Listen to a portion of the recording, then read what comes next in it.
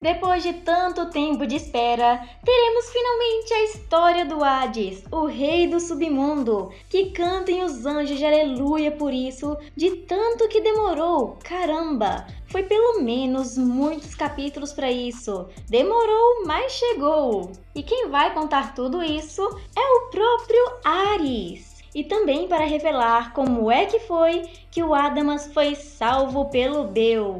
E nós vamos contar tudo o que teve nos spoilers do capítulo 63 de Shumatsu no Valkyrie. E no capítulo anterior vai estar disponível aqui no nosso canal para todos. E Ares está fazendo como se fosse algum tipo de narração, como se estivesse sendo entrevistado por alguém. Do mesmo jeito que ele parecia estar falando com alguém no meio da luta do Adão, para explicar que ele nem mesmo conseguiu ver o soco que ultrapassa o tempo. E de que ele mesmo se considerava bastante forte antes de virar um fanático pelo Hades. E quer apresentar o melhor tipo de coisa, toda a história que ele tem para contar sobre esse Deus para todos nós. Aquele quem ele mais confia toda a sua vida, quebrando praticamente toda a quarta parede. E o melhor dos momentos para falar sobre o Hades, na sua opinião, era a Titanomáquia. Mas depois disso, eles acabaram tendo um pequeno acidente, a Gigantomáquia,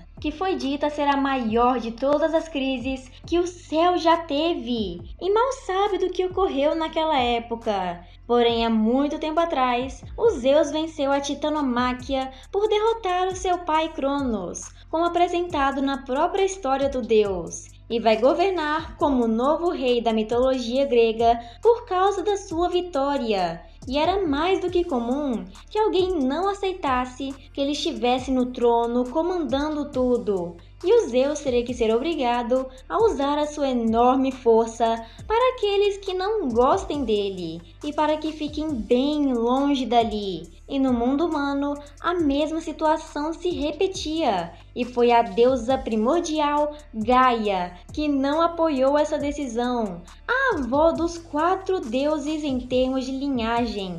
E ela acabou dando à luz a criaturas gigantes, monstros poderosíssimos, que liderou em um enorme número dessa raça, os monstros mais fortes da mitologia grega, capazes até mesmo de ferir os deuses. E eles foram chamados como a maior crise do céu, e toda a mitologia, com os deuses protetores, cada um deles tentou impedir o ataque dos gigantes. Só que eles eram mais poderosos e um enorme número de soldados. E quem estava ali na linha de frente era o próprio Ares. Ele estava ali para proteger os seus soldados, como um bom capitão e comandante faria, com toda a coragem que ele raramente mostra hoje em dia. E o jovem rei Zeus, para poder conseguir consertar tudo isso, criou um pequeno congresso militar para conseguirem se resolver com todos os 4 irmãos juntos,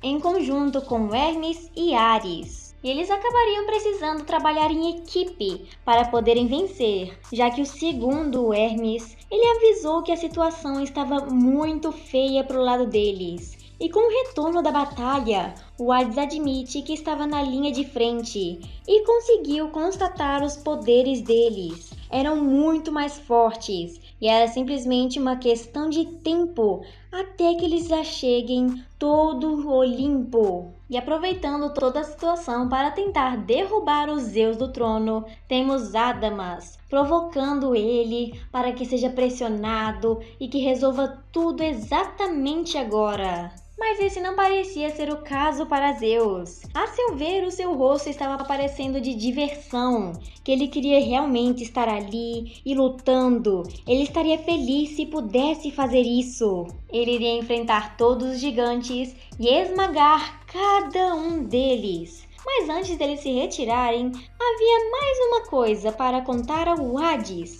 que faltava um aviso, uma notícia de emergência. Todos os titãs no controle de Cronos, que estavam presos no Tártaros, foram libertos. E eles com certeza iriam também atacar o Olimpo. Isso poderia ser outro motivo da dispersão deles e sua destruição. Mas antes que isso pudesse acontecer, o próprio Hades tenta sair dali sem que ninguém perceba. O único que notou foi Poseidon, e por um milagre ele parecia preocupado com um familiar seu, perguntando o que aconteceu e para onde estava indo.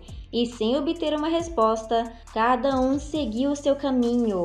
Porém, de alguma forma que eu não entendo, eles conseguiam ter um vínculo firme e profundo entre dois irmãos. Mas já durante a gigantomáquia, quando Zeus tomou a liderança da guerra, eles venceram facilmente. Ele estava ali comemorando no topo de uma pilha de gigantes. Todos presenciaram aquele acontecimento épico e maravilhoso para sua sobrevivência, exceto o Hades, que não estava ali presente.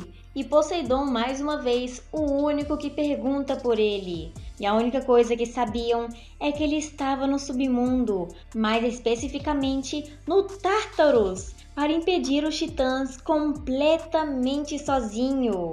E o mais lógico era de ficar preocupado dele ter morrido ou não ter conseguido impedir eles. Mas a cena que vemos é ele simplesmente sentado no topo de uma pilha de corpos de titãs, cantando uma música, aquela que Poseidon iria cantar no futuro. E falando nele, quando chegou lá vai até o seu irmão, dizendo que ele não deveria ter ido lá sozinho. Mas o próprio Hades, praticamente se divertindo com ele, fala que esse era o seu dever como irmão mais velho, proteger os mais novos. E o Poseidon, estendendo a mão para o seu irmão, fala que não vai pedir obrigado.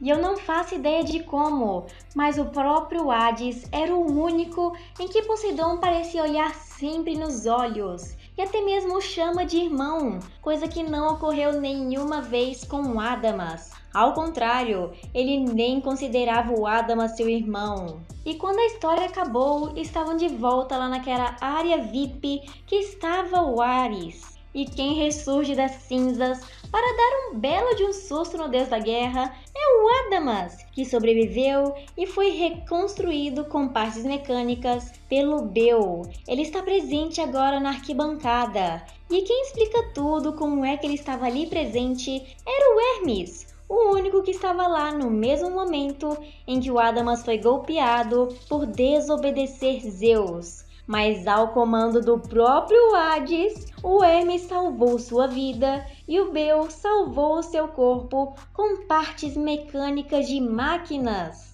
Desde o início, o Hades se mostrava gentil com seus irmãos, se preparando e mostrando tudo o que ele poderia fazer por eles para que ficassem bem. E até mesmo na arena, todos eles sabiam que ele poderia se sacrificar por esse amor e fazer de tudo para que isso aconteça. E fãs de Shumatsu no Valkyrie, eu peço que vocês se preparem.